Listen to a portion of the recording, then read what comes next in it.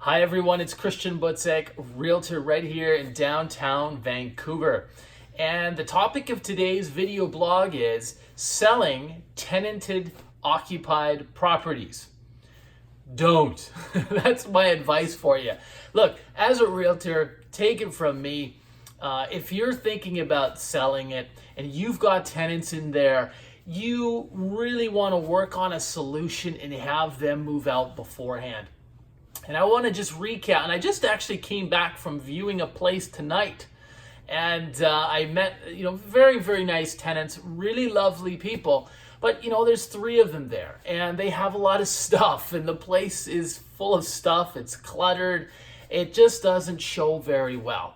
And in that case, the owner is going to lose a lot of money when he tries to go and sell the property because very few people are going to make an offer when the home is full of stuff. And so people it's just like buying a car, right? If you were buying a car, you like a nice newer looking car, it's been washed, it's clean, the inside, maybe the leather has been it has been cleaned on the inside, it smells good. And so even if it's not new, we expect that from expensive items. So selling your place is very, very similar. And the analogy I always give is when you are selling your place, you are selling two things. You are selling your condo and you're selling your tenants. Very important. See, because when you're on the buyer's side, when I'm acting as the buyer's agent, I'm always telling my buyer clients, you want your own tenants, right? Because you don't know these people, you haven't done a background check on them. And so it's best if you could have your own tenants.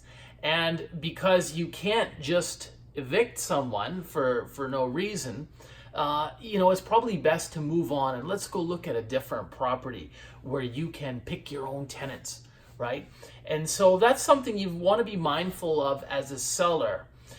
Now, remember then, so just that example, when you're selling your place, whether it's a condo, townhouse, or a house, you're also selling the tenants. It's like a business. When a business sells itself, they're not just selling the bricks and mortar, they're actually selling the employees. The employees are the real value of the business, not the walls that they work inside. So you want to come to an agreement to end the tenancy. A lot of realtors don't even know this, but there's a form called the Mutual Agreement to End Tenancy here in BC. And what you would do is you would, strike I always suggest is you call your tenant and just let them know your plans that you're thinking of selling. And so once the tenant hears that, most people are fairly reasonable and they see the writing on the wall and they'll start to go out and look at other places. And if you've had a really good relationship, they may just agree to end the tenancy with you. And it doesn't cost you anything. So that would be the best way to go.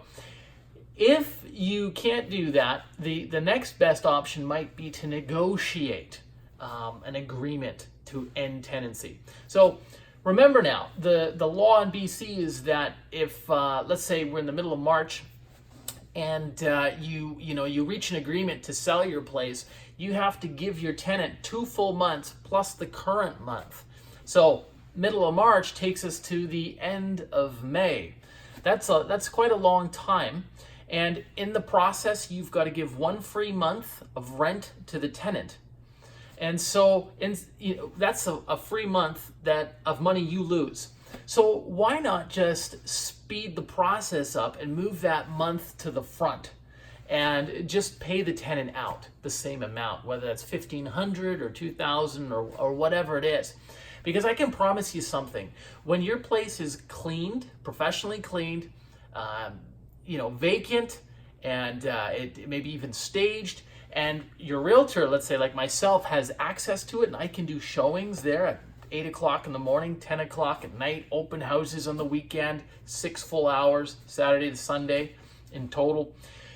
Lots of access, lots of buyers can get through, see the property, and you have a larger pool of buyers that you could potentially receive offers from, right? And of course, as we know, if you're getting more than one offer, you have a potential to get even more money. So very important that it be clean, you have access, it shows well. And from my experience having tenants in the property, it just dampens that process. It makes it, all of those elements, very, very difficult. So mutual agreement to end tenancy. You can also the second option might be mutual agreement to end tenancy with maybe a payout to your tenants. The third option obviously is to simply run the course, get the tenants on board with your plans. And I go and I speak with the tenants and answer any of their questions. And then what we do is we basically, you list your home. But when the tenants are there, they do have the ability to restrict showings. The tenant can restrict showings to once a week and say you got 1 hour Sunday morning from 11 till 12 o'clock.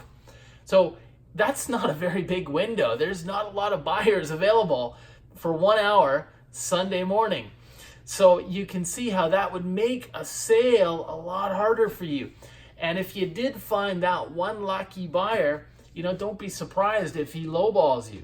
And so that's how you're leaving a lot of money on the table. You're losing a lot of money if you have a tenant, especially if you don't have a good relationship or your tenant is not cooperating with you. So those are all things to keep in mind. I can just share a couple of quick examples. I remember we had a listing in the Fraser Valley a couple of years ago, and it stands out in my mind because it was such a tough listing where the tenants were very difficult, and they literally would not want to let me show the home, even when I followed due course, 24 hours notice. And the home didn't sell for many months. And finally, when we were able to, the owner struck agreements. As I mentioned earlier, he had mutual agreements to end tenancy with both of those tenants, and they were out. We got in, we were able to clean the home, make it look good, freshen it up. And I think about a month after that, within a month, it ended up selling from that point. But it had been on the market for 3 to 4 months before that, and it was a very difficult sale. So it gives you an example of how you can work with your tenants to, to make sure that it's a mutually beneficial. Obviously, you might, you can add a little something in for them, and that way they win, you win, and you are open to a greater pool of buyers. You're open to potential investors who will then can choose and put their own tenant in there. You're open to anybody who can move in, or people who want to buy and move in right away. There's always that small group of people who want a home immediately. So very important that you have as many potential buyers that could be interested in your home.